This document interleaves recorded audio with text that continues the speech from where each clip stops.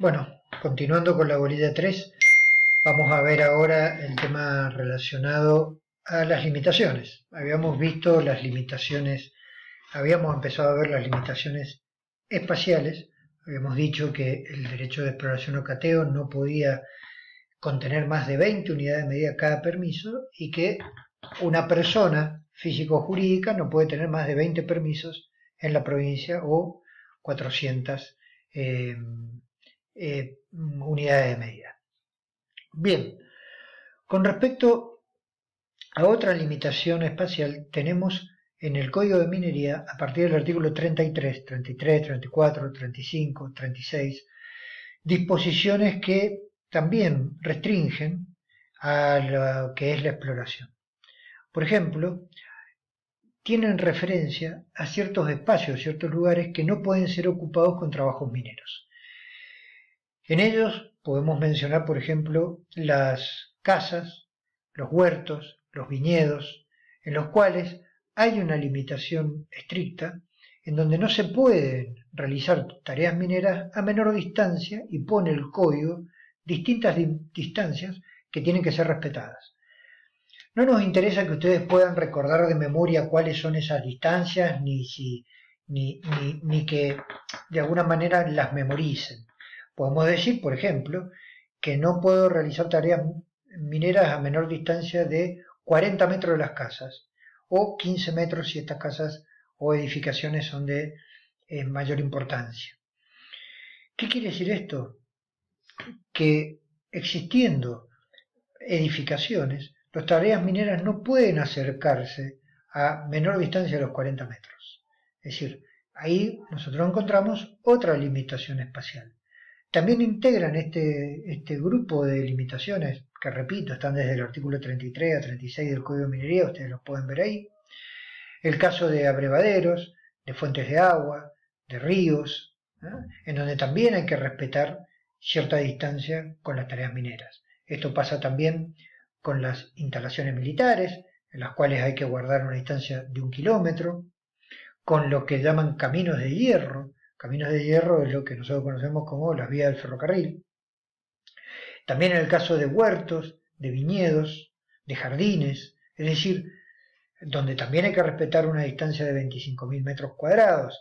Es decir, es importante que nosotros entendamos que el derecho minero tiene limitaciones en lo que hace al espacio. Por eso cuando uno por ahí escucha, no, bueno, pero es que si va a haber minería me van a levantar toda la viña o lo van a hacer en donde yo tengo plantaciones. No, eso está prohibido. No se puede. Encuentran esta limitación. De dentro de todas estas limitaciones, nosotros decimos que hay dos que son muy difíciles de superar. Una imposible y la otra muy compleja. Una es la que habla de no se pueden realizar tareas mineras dentro del recinto de los cementerios. Entenderán, razones morales, religiosas, impiden, aparte, obtener el consentimiento de aquellas personas que pudieran de alguna manera autorizar esto. No hace falta que yo me explaye mucho sobre el consentimiento de personas que están enterradas en un cementerio. Y también el otro, digo que es casi imposible porque ha habido algún caso, yo conozco 2 casos nada más en donde ha habido esto. Recuerdo un caso en la Patagonia Argentina en donde un cementerio indígena había 7 tumbas, 7, fueron antiquísimas, fueron desenterradas y puestas en otro lugar. Pero es absolutamente excepcional y lo podríamos también considerar como uno de los casos en donde no se puede avanzar sobre esta restricción. Y el otro que sí es terminantemente prohibido e imposible es la exploración dentro del recinto de minas concedidas. Es decir, dentro de minas que ya existen, que ya están concedidas, evidentemente no tiene sentido poder solicitarse un derecho de exploración. Sería como un permiso de pesca dentro de un acuario. O sea, no tiene sentido. Ya lo vamos a entender mejor cuando veamos la bolilla 5 de descubrimiento, por qué esta prohibición. Ahora, estoy diciendo que estos son 2 casos imposibles. ¿Qué quiero decir? ¿Que en los otros casos es posible? Bueno, en esos otros casos nosotros podemos observar que estas prohibiciones pueden ser superadas. ¿Cómo? Con el consentimiento de aquella persona que está beneficiada con la restricción. ¿Cómo sería esto? Bueno, supónganse ustedes dueños de una edificación, de una casa, y hay tareas mineras que quieren emprenderse a menor distancia de 20 metros. Bueno, no se puede. Dijimos que son 40 los metros. Ahora, ¿qué pasa si viene la empresa y le dice, mire señor, le voy a pagar $1.000.000 por su casa? Y tal vez la persona dice, destrócenla, dinamítenla, no me importa. Bueno, evidentemente él puede dar el consentimiento porque la restricción está puesta en beneficios de él. El bien jurídicamente protegido era él. Entonces, en ese caso, se puede acceder. ¿Cómo? A través del consentimiento del superficiario, es decir, el dueño de esta casa, y también con una pericia que tiene que realizar la autoridad minera. Es decir, no es porque solamente se pongan de acuerdo el cateador con el superficiario, sino que la autoridad minera también tiene que habilitar esto desde el punto de vista de que sea necesario o sea imposible o dificultoso mantener esa distancia para el bien justamente de las tareas de cateo o exploración que se están realizando. Entonces, retomemos. Es necesario entonces el consentimiento del titular del derecho más esta pericia o autorización de la autoridad minera. En los dos casos que esto no va a ocurrir, repito, es en el caso de los cementerios y en el caso de querer hacer exploración dentro del recinto de minas ya concedidas, ya existentes, ya denunciadas, ya descubiertas. Bien, esto es importante que ustedes lo estudien, repito, está desde los artículos 33 a 36, ahí van a encontrar todos estos casos. No me interesa que ustedes puedan recordar los metros o cuál es la distancia, pero sí cuáles son las limitaciones y cuáles son las excepciones. Y en el caso de las excepciones, qué requisitos se necesitan para poder acceder. Bien, ahora veamos las limitaciones temporales. Las limitaciones temporales, yo les dije que están relacionadas también con la superficie. Contra más superficie ustedes soliciten, más tiempo van a tener para explorar. ¿Qué dice el código? Que cada unidad de medida, ustedes recuerden que los cateos están formados por unidades de medida, de 1, el mínimo, a 20, el máximo. Una unidad de medida les da el derecho de explorar, es decir, de trabajar en esa zona, 150 días. Es decir, si yo pido 500 hectáreas, repito, una unidad de medida, voy a tener 150 días de trabajo. Y por cada unidad de medida que se le sume, son 50 días más. ¿Cómo es esto? Bueno, si yo pido 2 unidades de medida, voy a tener 150 por la primera unidad, más 50 por la segunda, tengo 200 días. Si pido 3, 250, si pido 4, 300, y así voy sumando hasta llegar al máximo, que si yo pidiera las 20 unidades de medida son 1100 días. No hagan la cuenta, yo ya la hice, da eso. 1100 días es el máximo de tiempo que yo podría trabajar relacionado, repito, a la dimensión o a la superficie. Más superficie, más días. Esta es una limitación temporal.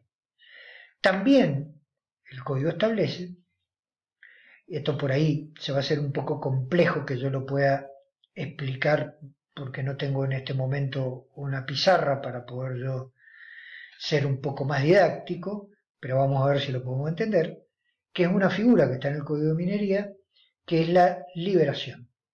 ¿Qué es la liberación? Pongámonos a ver la lógica. Si a mí me dan una superficie para trabajar, es decir, para buscar, con el paso del tiempo pueden ocurrir dos cosas. La primera, que encuentre. Por lo tanto, ya no me haría falta seguir con la zona porque yo ya encontré lo que estaba buscando. Segunda opción, que no encuentre. Busqué y no encontré. En cualquiera de los dos casos, se torna innecesario que yo siga manteniendo esa zona. ¿Por qué? Porque ya encontré o porque ahí no hay nada. Entonces el código ha establecido una figura que se llama la liberación de la zona. ¿Cómo funciona? Funciona para aquellos cateos que excedan los 300 días. Es decir, si yo he pedido una unidad de medida, 2 unidades de medida, 3 o 4, no voy a tener que usar esta figura. ¿Por qué? Porque si pido una son 150 días. Si pido 2, 200, 3, 300, perdón, 3, 250, 4, 300. Es decir, para estos 4 casos no funciona esto. Son para aquellos cateos que excedan los 300 días. ¿Qué dice el código? Que a los 300 días yo voy a tener que liberar un área equivalente a la mitad de la zona que yo tengo, excluyendo 4 unidades de medida. Sí, ya sé, no se va a entender nada. Vamos a tratar de explicarlo más detenidamente. Supónganse que yo tengo, vamos al caso más sencillo, 20 unidades de medida, ¿cierto? Tengo 1100 días. Por tanto, el día 300 llega. El día 300, yo tengo 20. Dice, tengo que liberar la mitad de las que tengo, reservando 4 unidades. Bueno, si reservo 4 unidades ya no son 20, son 16. ¿No es cierto? ¿Cuál es la mitad de 16? 8. Bueno, voy a tener que liberar 8. ¿Cuántas me van a quedar? 8 más las 4 que reservé, 12.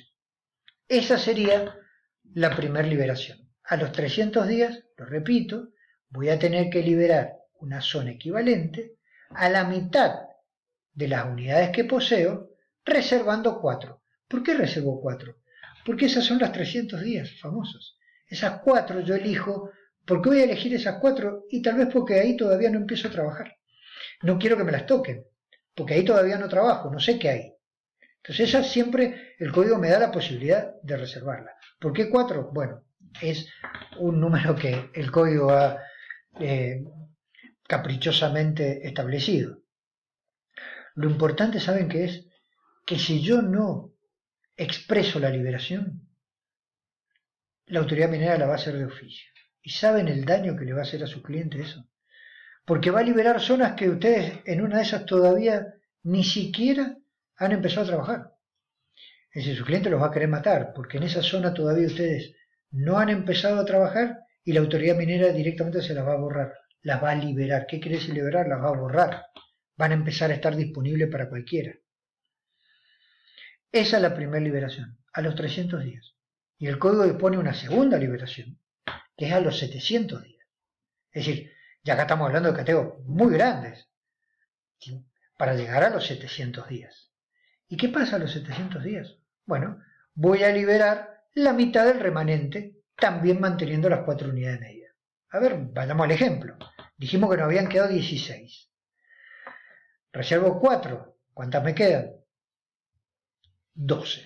¿La mitad de 12? 6. Entonces yo voy a continuar con las 10 unidades de medida. 4 que reservé, recuerden que tenía 16, 4 reservé, me quedaron 12, tengo que liberar la mitad de 12. La mitad de 12 es 6, más 4 que tenía, quedo con 10. Repito, no me importa tanto que ustedes hagan estos números, no estamos hablando de la colación en el derecho de familia, yo no voy a hacer que en la mesa hagamos cuentas y hagamos números. Lo que a mí sí me interesa, que hay 2 liberaciones, una a los 300 y otra a los 700, y que la finalidad es permitir liberar áreas que ya fueron estudiadas, porque ya encontré, opción 1, o porque no hay nada, opción 2. Es decir, liberarlas. ¿Y por qué es importante liberarlas? Porque tal vez yo estaba buscando ahí cobre, porque yo digo, ahí no había nada. No había cobre, pero yo libero esa zona porque después puede venir otra persona a buscar oro, plata, hierro, bentonita, baritina, otros minerales, o con otra tecnología que pueda realmente beneficiar a encontrar o hallar criaderos de mineral en esa zona que yo no encontré. Tal vez yo no encontré porque buscaba otra cosa, o tal vez no encontré porque tenía una tecnología, no perforé a 1000 metros y el mineral estaba a 2000,